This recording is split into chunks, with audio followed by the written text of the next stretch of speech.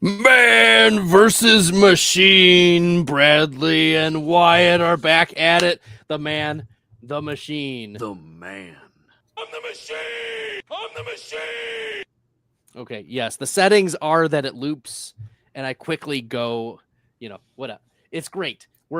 It's actually man versus machine tonight. Before, we were just discussing players. And those are fun topics for sure.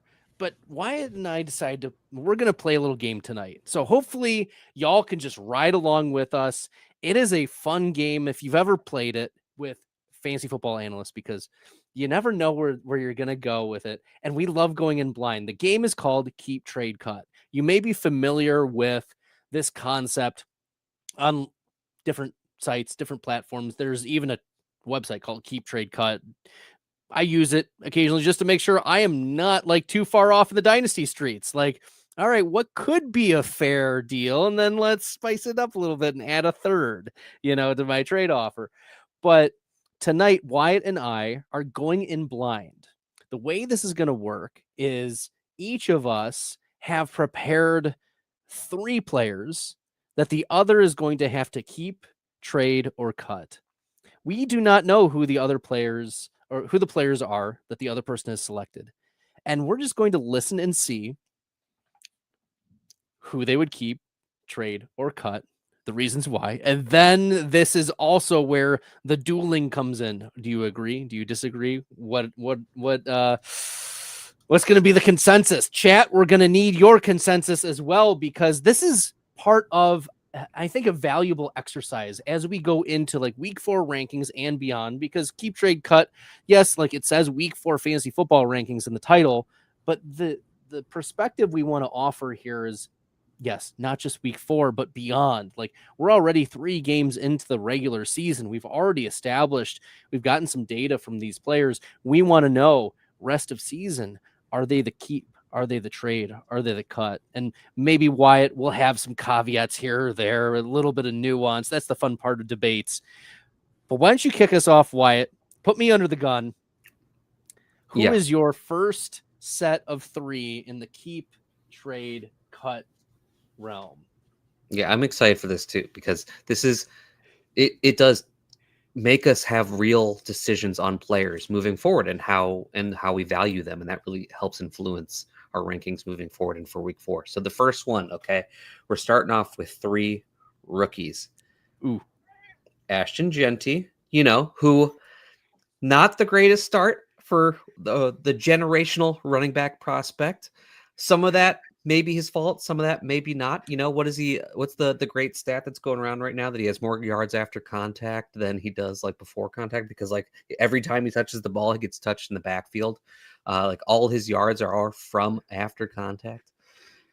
Then we've got Quinshawn Judkins, who debatably looks like the best rookie running back we have so far in this Cleveland offense, coming off a workload that few have seen from rookie running backs this year, and look good against the Packers defense. And then we've got Cam Skattebo, who now is the dude for the Giants, is a good receiver out of the backfield, is getting used as such in this Giants offense.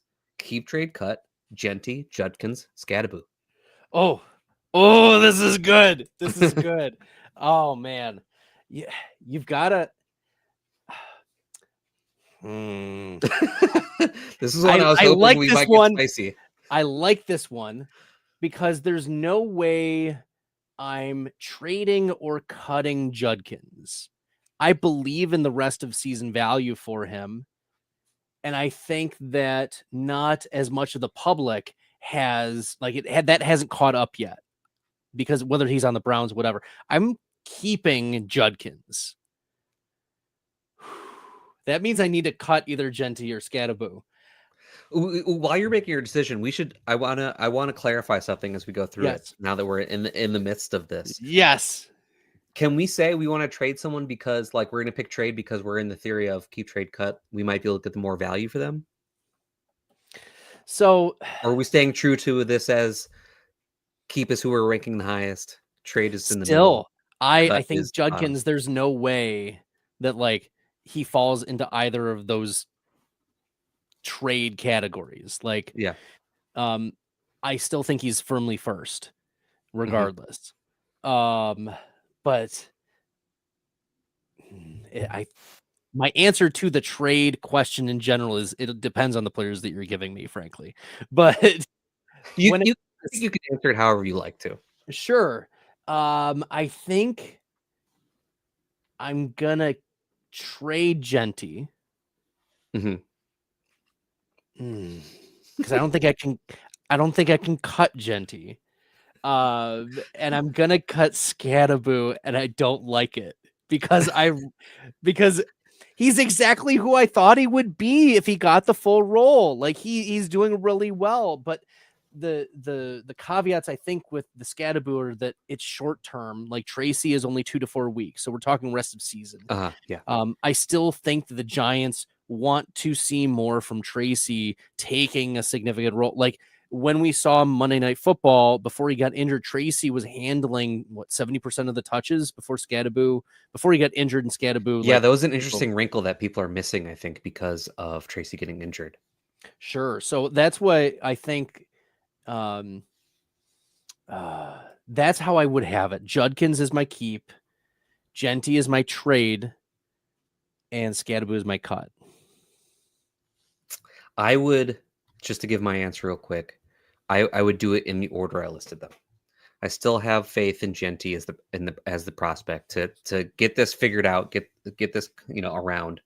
Um, but boy, is it tough. That's why I picked these three players, because it really is tough. And for the same reason, I would have Skattebo last, as what you mentioned, is basically that Tracy is coming back, and because of, like, we thought that the workload was going to be Skattebo's after week 2, and then week 3 comes around and it's back to being Tracy more before the injury. And I was like, oh Right. well, are they gonna like mess around with this all season, like depending on matchup kind of thing? Like, what's going on here? There's enough doubt, Right.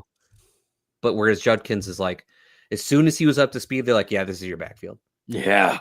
It's just the Browns, you have to worry about, when does, Joe Flacco get pulled? What's the offense look like at that point? Are they even getting in scoring position? Does it matter that Judkins is getting 80-90% of the touches on that Or team? does it matter that the offense is bad? He's still gonna produce for Or, fantasy, right? yeah, the That's defenses might be good enough to keep them in games, allow them to continue running. There's enough wrinkle. That's why this one was tough. so Wyatt and I are we're in this position for a reason, because we think very similarly but take different approaches. And I also told Wyatt, just in case we have overlap, we should prepare additional keep trade cut blind plays. I had Skattebo, Jeanty, and then a third running back as Oh, well. okay. I'm going to throw this one in just to extend and make it a little more interesting. I don't know what we would consider this. Where would Omarion Hampton fall in Oh, yeah. those rookie running backs? I think he's ahead of all of them for me right now, moving He's the forward. keep. Yeah. Yeah, I mean, best offense, like easily best offense. Yes. The Najee injury solidifies that he will be getting all of the work moving forward, because Najee was starting to get some, because Hampton was having a little bit of struggles adjusting to the NFL game, but I also think he looked better in this last game. He's a player who needs he needs to be decisive himself. So he needs to get up to speed to make those decisions quicker. And 2, he needs a player who's kind of point and shoot. He's not one who's like going to be like, he's not a zone runner where he's going to read the blocks and find the cutback. Like, he is someone who's like, hit the hole and run, Right. And I think the Chargers started to do a little bit more of that for him, of just like, yeah, just hit the hole, And Hit as the long as he's hole. doing that, I think he's going to be good. Great. I agree with you. I think Omarion Hampton over all of them. Because of the pass catching as well. The offense is Yeah. better. Like, not the concerns were Najee out of the way, because we were worried about the eye. We were worried about whatever going into the season. That this is for Omarion Hampton drafters. This is best case scenario. Yeah. There's your clip. Things are good. All right, my turn. Now that you ruined my first. Okay, we've got 2 rookie wide receivers and a sophomore. So the first wide receiver, Emeka Egbuka, then Tet McMillan, but then My sons. sophomore Lad McConkey. Keep, trade, cut. Rest of season, Wyatt.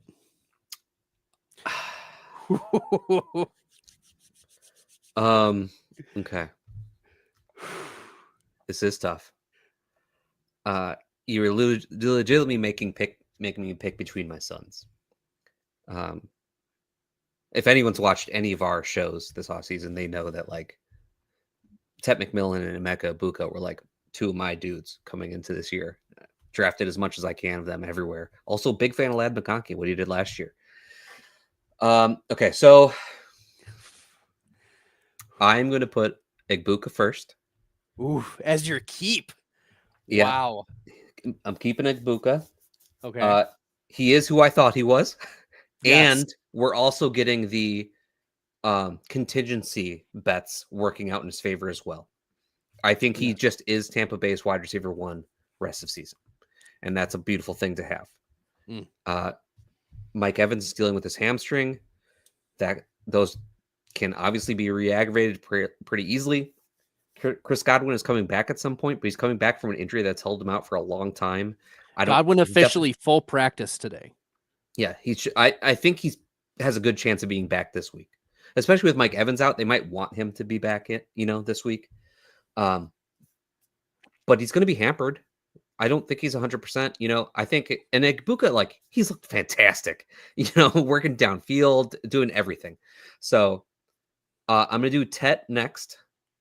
I'm going to trade Tet because, I should say T-Mac because I believe he prefers T-Mac over Tet, if I remember correctly. And it's really close between them. And really the only thing that's separating those two for me and why I can say Egbuka over Tet is that the confidence in the quarterback and the offense. Tet McMillan, I think if he was in Egbuka's position, like, might be a top 5 wide receiver, if I'm being honest. But Bryce Young, not quite where we want him to be. So it's a little bit tough there for Tet. And then Lad McConkey third, who, I don't know, you could make an argument that he's the most talented of the 3 at this point, based on what he did last year and, coming into the season. But it's just so clear that Quentin Johnston's taken a really big step up. We talked about this on press coverage. Everybody, if you haven't checked it out yet, came out today. Bradley joined me on press coverage, and we talked about Quentin Johnston. And he's just really blown up in this 3rd year. Keenan Allen's doing really well. Lad McConkey's still really good. It's just like the pie has lowered for him to a point where, like, I think that Egbuka and Tet have a little bit higher ceiling moving forward for this season. So cutting Lad. Ooh, that one was tough. I have to agree with you. We're keeping Egbuka. That was also a player that I just wanted more and more and more of as we were going on. The contingencies of anything going right. I had said Egbuka top 24 wide receiver was very clearly, a pathway. That was one of the clips from the offseason. And it's coming to fruition much faster than any of us anticipate. I didn't think we would be entering week 4 and all right, we're here. We've arrived. But I have more faith that Lad will turn it around. I think this is just early season chemistry with Keenan Allen, early season big plays for Quentin Johnston, like a couple of very, very good schemed, like we talked about, as everyone knows, we talked to Quentin Johnston in the previous. He's not going to hold up, I don't think, for the rest of the season. That's where I think Lad will chip away and get back to it. But you mentioned the Carolina Panthers offense. They could be stone cold zero, and that's the limiting factor for T-Mac. So I'm cutting T-Mac. I'm trading McConkey and keeping Egbuka. Yeah, I like the points about Lad. And I think it's a tiny bit of floor versus ceiling, like to an extent when you're talking about Ladd and T-Mac, because we know Ladd's going to be fine. Like Ladd is in a top offense. We know he's good. Like there aren't really big concerns there. We're just like, well, can he reach the ceiling we wanted with Keenan Allen and Quentin Johnston playing so well? And Tet, it's like, it could go to crap because Bryce is just not good enough. And while he's getting a massive target share, it's not mattering enough. Or it could be Bryce gets it figured out and T-Mac is like a top 10 wide receiver rest of the season, like easily, you know? Sure. So a little bit of more risk to Tet, but I'm willing to play into that. All right, Wyatt, hit me with your second keep trade cut. So before getting into this, you pulled a me, and my second one also had Ladd and Tet in it. So okay. I'm going to give you, where would you put CeeDee Lamb amongst these group now that he's dealing with a high ankle sprain? Well, the high ankle sprain keeps him out for at 2 to 4 weeks, and usually that lingers as well.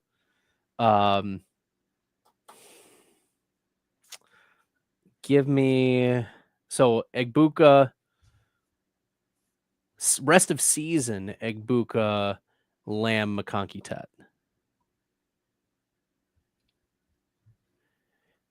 I think I'm doing the same. Yeah, where you placed him amongst it. Like, it's still Egbuka number one for me.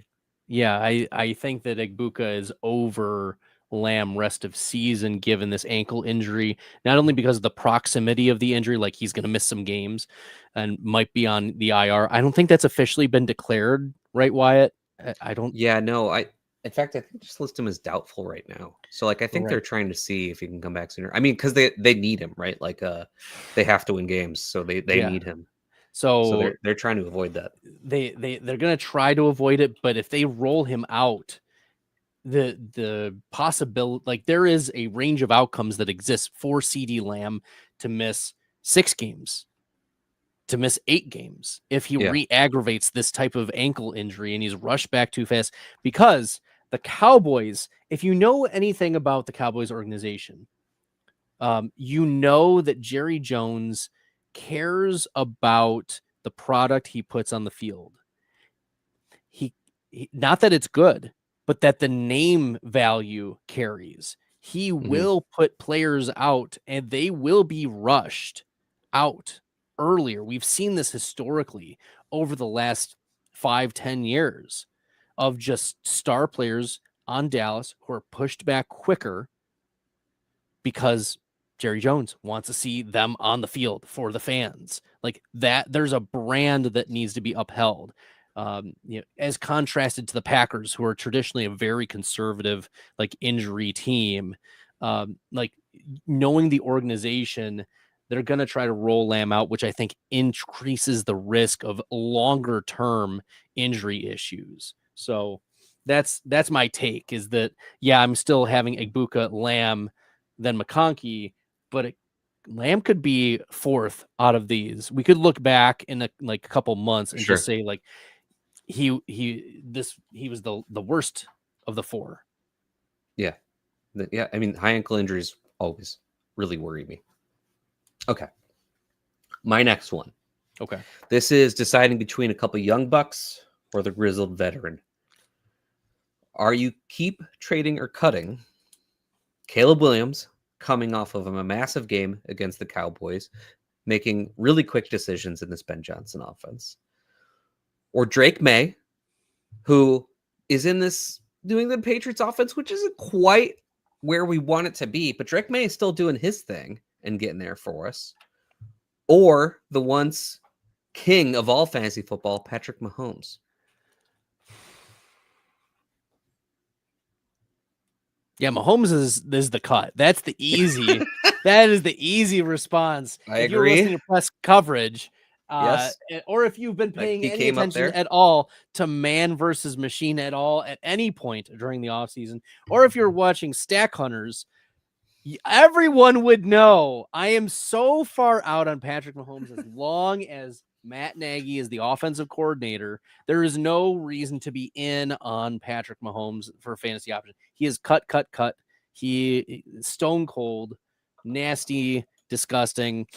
It can't happen. The yards per attempt very low. The offense anemic. Maybe he gets back Xavier Worthy this week. Maybe there was a full practice. We expect him to go. But this is, again, pretty quick for Xavier Worthy to be turning around. We're into week 4 now.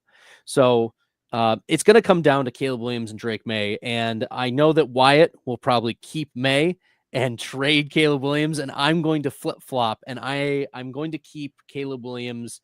I'm going to, keep Caleb Williams and trade Drake May, because there are people like Wyatt in the world who want Drake May. And I know I can extract more value from a Wyatt than from keeping Drake May on my team. So yes, I'm trading Drake May. I know that there's still meat left on the bone. Like, I don't think the Patriots offense has reached its ceiling yet. There's still pieces like Travion Henderson. He better start getting some touches. Like, I think that's a piece that's going to be a rising tide that lifts all boats scenario. You give a dynamic player more touches, your offense is going to sustain drives more often, get themselves into scoring position more often. So, but Caleb Williams, we've seen the mobility. We've seen the downfield throws. The commentators for the Chicago Bears game were like, he throws so hard. No duh. If you had been watching Caleb Williams at all over the last year plus, you'd know how hard he can throw. And he's got chemistry now with Roma Dunze down the field. DJ Moore is still a thing. There are so many other. We just saw Luther Burden get unlocked for a couple plays in week 3. Yes, like we need to see this. This movement. Caleb Williams is at least a couple weeks ahead of Drake May, and I want to extract as much value for my fantasy football team with Caleb Williams. So yes, Williams, May, and then a far distant Mahomes. So I'm with you. I was drafting Drake May over Caleb Williams coming into the season. I'm still very high on both of them. These are my 2 most drafted quarterbacks in best ball. So I'm 2 players I was big fans of coming into the season. It's that. So I think Drake May is the actual better player right now. I think he offers a little bit more as a rusher than Caleb Williams does. Although Caleb Williams is running a good amount or a nice amount when we need him to, basically it's like kind of how he saved is like week 1 was how much he ran. But Caleb Williams in that offense, he's got such better weapons than Drake May does. And Caleb looks to really be buying into Ben Johnson's offense and is starting to eliminate some of those bad habits, because like they still exist, don't get me wrong, but he's making those quicker decisions in this offense that are really going to pay dividends for him. So for that reason, I think that breaks the tie just a little bit between Caleb and May for me. So I would actually have them in the same order as you. But I mean, like Caleb Williams and Drake May for me are like sound the siren. Where is the sounder? Where is scroll down to the media assets. Do we have? There we go. There we go. Oh man. Amen to that shit. Top 6 quarterbacks for me rest of the season though. So yeah, it's hard to pick. It's hard to pick. Oh, that was great. That was excellent. Well, we've been discussing some keep trade cuts. We also we'll have some more. We've got some great keep trade cuts for you as we right after a message about our DFS Dominator. So let's put our hoodie on and let's talk about Player Profiler's DFS Dominator. It has a cash game optimizer that leverages the projections from Billy and Bradley and Evan and that Player Profiler AI engine to create cash game lineups that certainly have a high floor, but also give you that ceiling. Now, you've probably heard about the most powerful tool of all, our Lineup Genius. We know winning GPPs requires a completely different approach, which is why our Lineup Genius takes you through the process of selecting the quarterbacks in the juiciest matchups. Then it highlights the stacks and runbacks that are available available, lets you pick the chalk level, lets you pick the level of correlation with a number of other proprietary settings available to you. Click a button and it generates hundreds of lineups to be imported into FanDuel and DraftKings. And it's just $45 a year, not a week, a year. So go fight fire with a Player Profiler DFS Dominator. Fight fire with fire. Never gonna lose this. Yeah, Flamin' Desire. I think that's what the lyrics are. For those Kansas fans out there, shout out to Kansas. That's a deep cut. That is okay. Side story for a second, Wyatt. Okay. Growing up, I only had a limited exposure to music. Okay. Because my father would only purchase the greatest hits albums of artists. So I only knew of the greatest hits of Styx, the best of Kansas, or if it was the best album of a particular artist, like Bruce Springsteen's Born to Run album, like that's clearly his best album. And so you have like, I didn't know Michael Jackson existed for a long time because there wasn't a greatest hits album that my father had purchased for our family to listen to. So like the best of Barry Manilow, right? That was like my life growing up.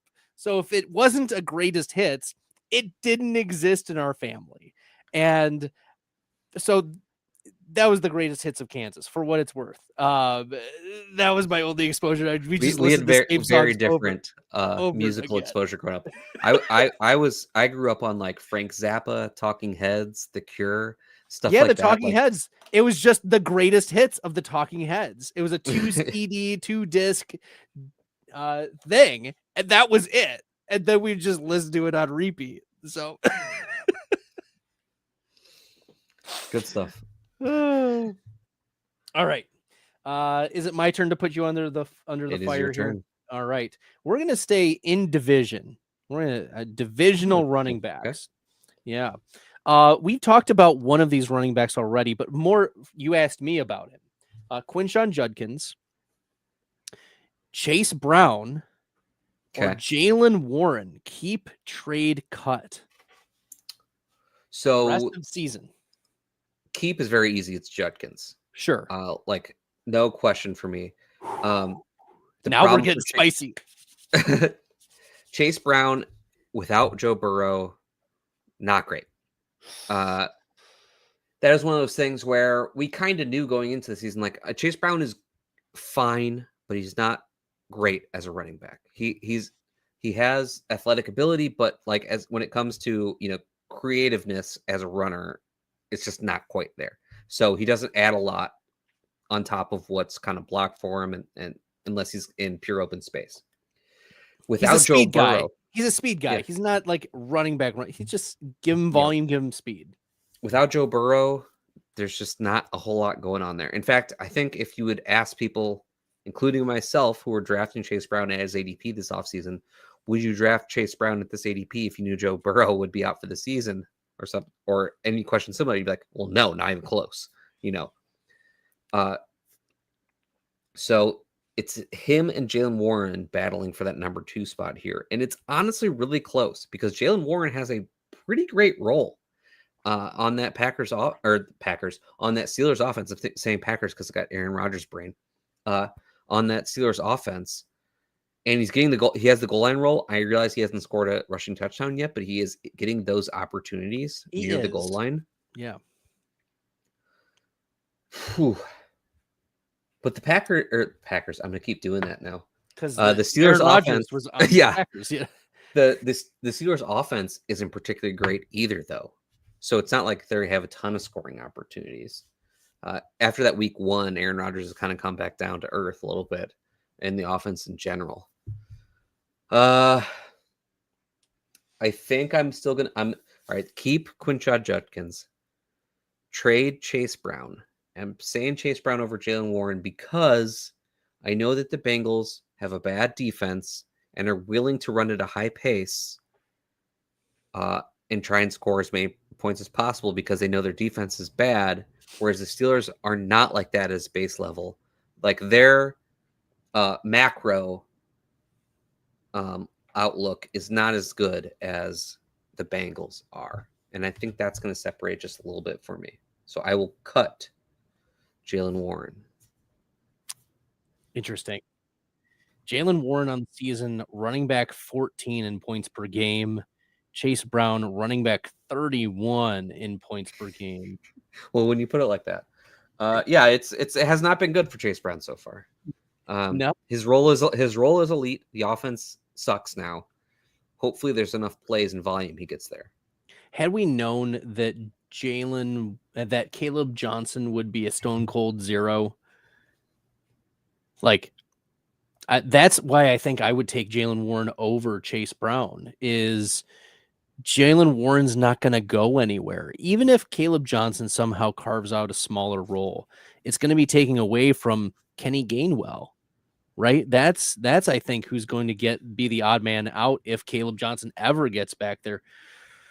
So and it's funny too that Jaylen Warren and like Kenny Gainwell have like similar skill sets and like play similar roles. Like their pedigrees seem similar, but then you have like Jaylen Warren getting 40% of the touches and Kenny Gainwell getting 45% of the touches. And Warren hasn't shown the yards per carry metrics that we've seen in the past. Like he's at 3.1 for the season, which small sample size, but I mean his first two years 4.9, 5.3, like those are very respectable. I think that's what happens when you change him into this role though. Like that's one of those things like people always say like, oh, look at like when Najee was playing, right? And they're like, look at Jaylen Warren, he's so much more explosive. Look at his yards per carry compared to Najee. It's like, well, yeah, because Najee's getting all the tough carries. Right. Jaylen Warren is getting all the third and long draws where he gets to run for 10 free yards and stuff like that. It's like you have to understand how they're getting. He's not built to handle, that type. And so I do think he goes up from 3.1, but I like the role. You mentioned the goal line hasn't converted, but we've seen that. We've seen him being used close to the goal line. I'm going to see if I can find the red zone. I don't see it on the player profiler page, but like his yards per route run, his receptions is very good. Number 1 among running backs. Yards per reception is number 2 among running backs. So the pass catching has been there on the season for Jaylen Warren, and he's at 18.2 expected fantasy points per game. So that's I think more of the number 7 in red zone touches. Jaylen Warren is 7th among running backs in red zone touches with 13. Right. So, even if the Steelers struggle a little bit in their offense, it seems like they're trusting Warren when it's close, even if he hasn't converted a lot. So, Chase Brown, could we be talking about Taj Brooks later on the season? Maybe. But like, I feel like that's one of those, I don't understand why people were so excited about Taj Brooks thing. Like 6th round pick, played the Big 12. Like, I get it. He was great in the Big 12. But 6th round pick, like, you know what I mean? Like, sure. Chase Brown was a 5th round pick. Like the pedigree. Yeah. It's like, I don't know. Maybe the Bengals see if they have anything different, but maybe they just continue to run Chase Brown out with a 90% touch share. Like. Yeah, I mean, it's one of those things. Like, I mean, it took Chase Brown some time to get to that point, right? Like, he didn't get the ball very much as a rookie. He wasn't getting the ball all that much to start last year. Zach Moss was in a 50-50 split with him. It wasn't until Zach Moss got hurt that Chase Brown really took the backfield over. So, like, I'm just not expecting Taj Brooks to really make an impact year 1. All right. Wyatt, hit me. That was a good one, by the way. All right. We're moving to tight ends. This is this is the extra that I put together because we did end up overlapping so much. Okay. Dalton Kincaid, who give credit where credit is due, is doing better than I expected him to. Still not where we want him to be, I would say. Still not the role that we want for him. Kyle Pitts, who, a player we talked about in press coverage. I highly suggest everyone go check out that conversation with Kyle Pitts, but he's playing more. It's good. He's running more routes, running a lot of routes in this offense. His ADOT has come down. Could be bad, could be good. He's getting more opportunities to run after the catch, but he's not getting as many explosive plays because of it. And then David Njoku, who was someone I couldn't stop drafting coming into the season. He's a player who I believed in as a talent and as a role in this offense. But Harold Fannin stole his lunch week 1. And then it's kind of come back around a little bit, where now they're kind of like almost in a 50-50 split of the opportunities that go to them, although there's a lot of opportunities to be had between them. So Njoku was the highest drafted of this bunch by a lot coming into the season. Sure. But now, you know, what's going on here? What do you think? Kincaid is finally giving us the metrics we want to see. I think he's my keep. Njoku is my trade, and Pitts is my cut. Kincaid on the season, Okay. and yes, small sample size, 7th among tight ends in air yard share, 1st in red zone targets, 7th in deep target share, 4th among tight ends in designed target share. Those are the types of metrics we like consistently across the board that we want to see. My only drawback is the discrepancy between his target share and his target rate, because we saw the rookie tight end get some work in there. We know Dawson Knox will get some work in there, which means Dalton Kincaid's not always on the field, or he's not always running a route to be able to get the ball. But when he does, it seems like he is taking the step in the right way. Like, he's already had 2 touchdowns on the year. We could be talking about an 8 to 9 touchdown season for Dalton Kincaid already. And that puts him in a spot, I think, significantly ahead of Njoku or Pitts, who I don't think have that within the range of outcomes. I don't think 9 touchdowns is a possibility for either of those two rest of season, like total. So Yeah. given those metrics and given like the trajectory for Kincaid, I think it's Kincaid over those two by a comfortable margin. And then I'm going Njoku. And then we talked about Kyle Pinch in press coverage. So that's how I'd keep trade cut it. Okay. I'm with you about Kincaid. I say as someone who has dogged Kincaid since he got into the league. But amongst this group, I do think that he is ahead. Would love to see the role get better for him, because it's worth noting 50.5% snap share. That's not good enough. Now, when he's out there, he's being used, which is what we need. And this is obviously the best offense. He's playing with the best quarterback. He might have the most raw talent, like possibly. Like I would argue he doesn't, but like you could make that argument. And I mean, they're all first round pedigree tight ends. So yeah. But yeah, it's a lot of situational factors are what's doing it for me with Kincaid at this point. Njoku and Pitts is real tough. So this used to be just far and away Njoku, like not even close, but just the fact that Harold Fannin has proved to be a very good tight end in the NFL immediately hurts his outlook. Njoku is also a trade candidate, and that could be good or bad. There was talk of this prior to the season. Not a ton of it got out to like national media, but there was definitely talk in the Cleveland media about Njoku could be someone who could be traded. He's on the last year of his contract. And like I said, that could be good, could be bad.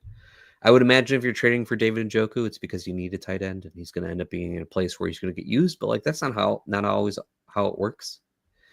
I mean, we saw Amari Cooper, go to Buffalo when they needed a wide receiver, and it did not pan out. Yeah, and it did not go well at all.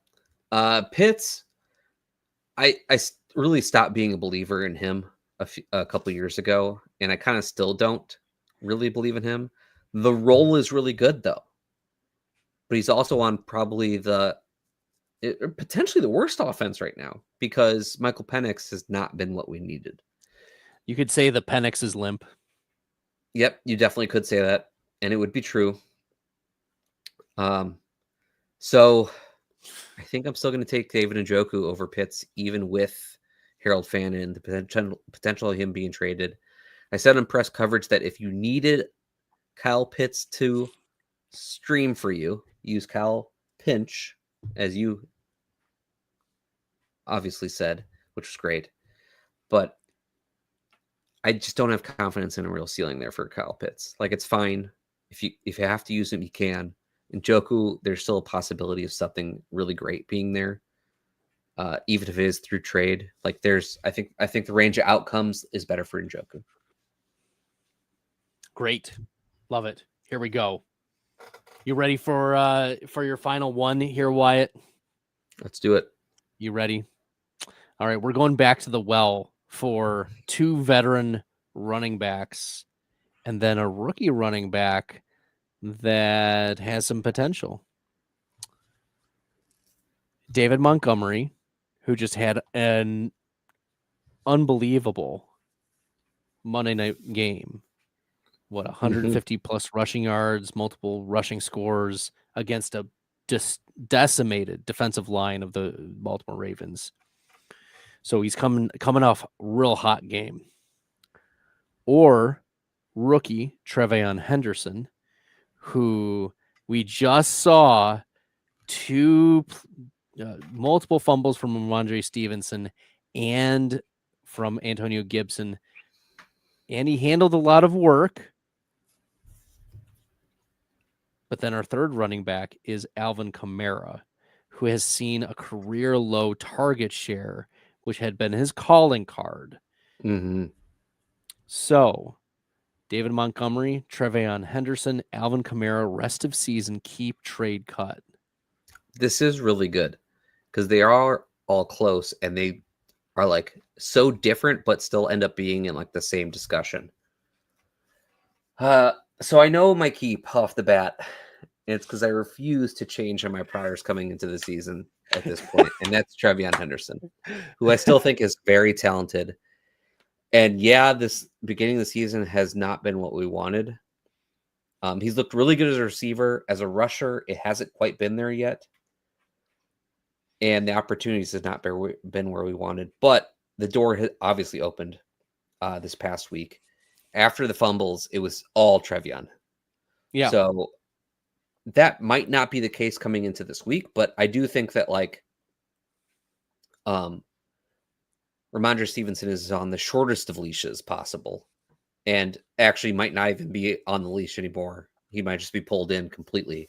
And it could I don't know. Last time they said that Ramondre was not starting. Yeah, they're like, we're going to bench him, and then he started the game. So like that's why I mean like it could just be Ramondre Stevenson again this week, even after the 2 fumbles. But like he's obviously got to be on a short leash, even if he is. Right. And like if we're thinking about like long view towards the end of the season here, Trevion Henderson is the one I think I most want on my roster when it reaches playoff weeks. Right.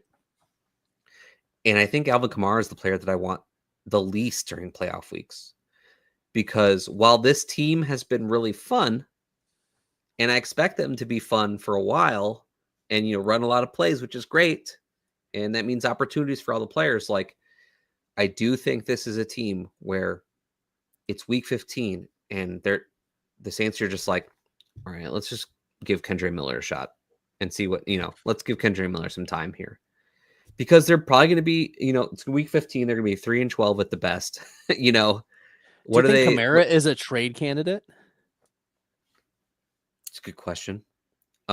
With his contract, I don't know. Like, I don't know the dead cap or like all the cap workings off the top of my head off that contract that he signed, because the Saints are like one of the worst teams in football when it comes to cap and roster management or contract management.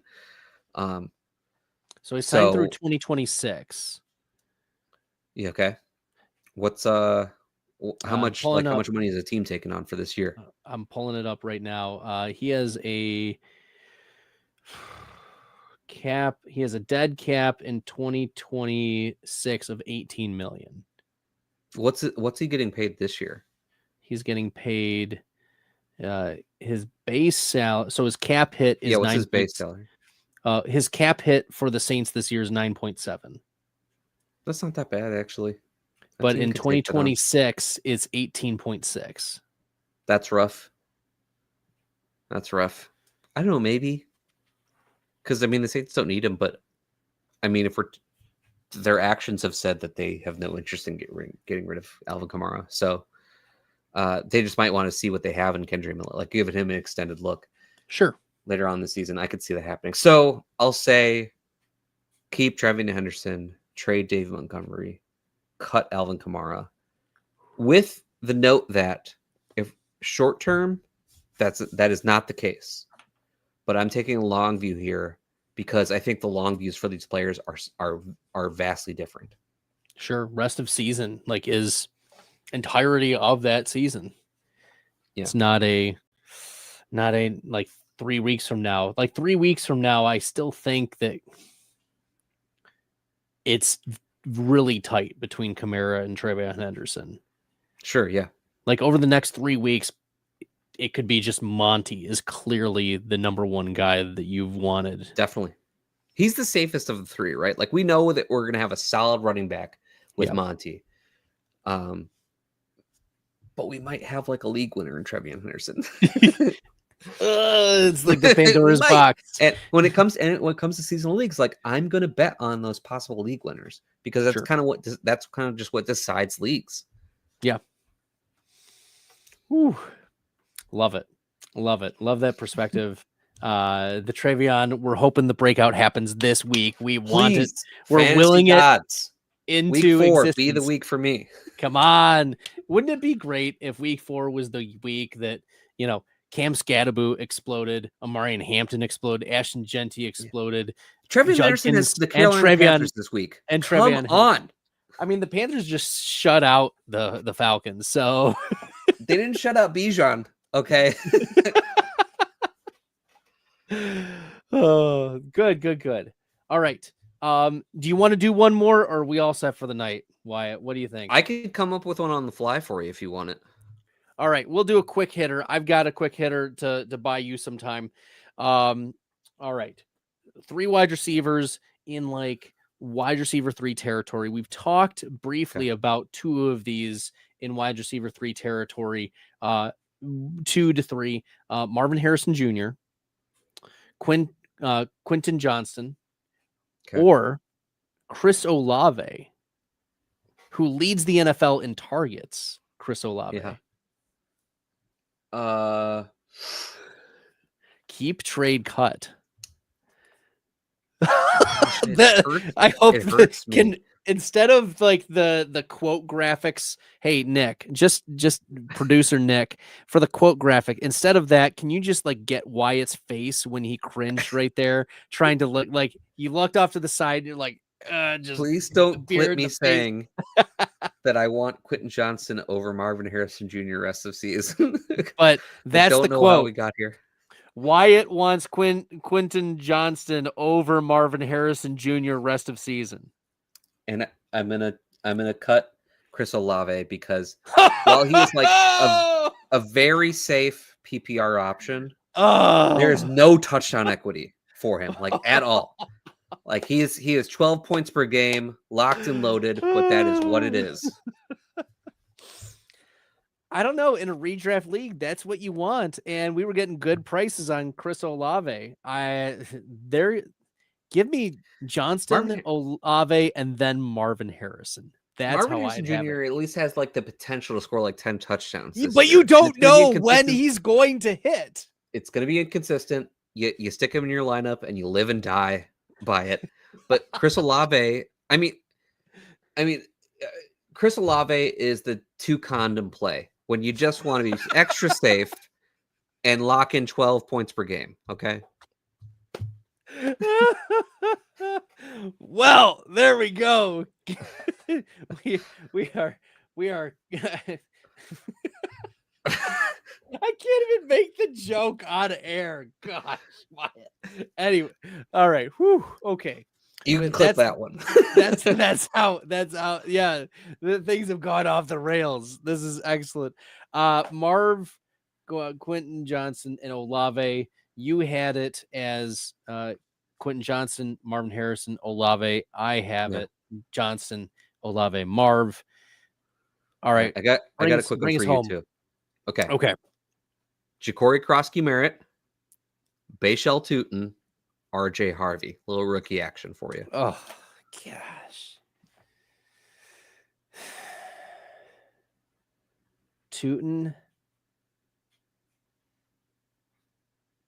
Harvey, Krosky Merritt. That's how I would have it too. You nailed it. Great job. Thanks. We can mic drop. Boom. We're all set. No, for the people at home, like who want to know, like why I have it. Go for it. Yeah. So what did I say? I said Tuten first. There is a Mhm. real pathway for Tuten to just be the RB1 eventually in Jacksonville. Yep. We've already seen him get usage in the passing game. There's usage in the rushing. We saw an inside the 5 rush in week 3. Like, where'd that come from? Oh, it's Bayshell Tuten, and he is an athletic freak. That wasn't like his drive either. Like that, right? ETN was playing, he came in. Yeah, exactly. So that was like confidence booster for me. The RJ Harvey one, like the parallelism is eerily similar to the first 3 games of Alvin Kamara rookie year. There was a little bit of a few touches. He's eased in. He's not asked to do a lot. And then even rest of the season, RJ Harvey, or rest of the season, Alvin Kamara, he had like between 8 and 13 touches pretty much every game, but he was electric with those. Mm-hmm. So the upside exists for Harvey that I would want to tap into. And then Krosky Merritt, Bill may get some opportunity with Eckler out now for the season, but like we saw McNichols get some rush. Chris Rodriguez was getting some rush. Yes, Krosky Merritt was like the lead also percentage rusher. Yeah, Debo's going to get some. That's the thing, though, is the pathway. Like I was hoping that Ja'Cory Krosky Merritt, week 1 of Eckler being out, he would get not just maybe sprinkle in 2 or 3 catches, but like, is he going to dominate with 50, 60, 70% of the rush share? And the answer was clearly no. Like, they were involving other running backs as well, plus Debo. So that's a warning. That's right off the bat. Like, I wanted to see it and I didn't see it. So give me Tuten, then Harvey, and then Krosky Merritt. Yeah, I think part of the thing that separates like Tuten from Harvey for me right now is that, one, I just like don't want to play the Sean Payton game anymore. Like, I'm just so tired of doing it. I don't have any interest in it. I kind of believe that Tuten has a better chance of like taking his backfield without injury as opposed to Harvey. Part of that is, I mean, both ETN and Dobbins look good at this point. But we've kind of seen it from Liam Cohen before. So like, wouldn't surprise me if we see the rookie kind of overtake the veteran a little bit. And JCM, is like a distant third for me, but I don't think he is for everybody, which is why I wanted to throw him in here. Like, he obviously has like the better short-term outlook, but season long, no, because like, I don't think he gets out of a committee that he's in. Right. And I think expected to be a committee like this all season. He does not have pass game chops at all. Not like Tuten and Harvey. Like, that's not part of his game. So there's always going to be a pass catching back, and Washington seems intent on this being a 3 running back split of some kind. Plus we have Debo. So kind of like a 4 running back split. Kind of is. You know what you say when you have 4 running backs, you don't have a running back. They do say that. I've heard that a lot. On that note, thanks for tuning in to Man vs. Machine. I'm Bradley. This is Wyatt. He's the man. I'm the machine. Crushing it for week 4. Keep trade cut. Our rankings You'll be able to see them on the Fantasy Pros actually contests. Check out all the things that we're putting out there, news desk, press coverage, Wyatt's utilization article comes out. Make sure you guys are checking all those things out here on Player Profiler. Until next time, everyone, good luck in the fantasy football streets for week number 4.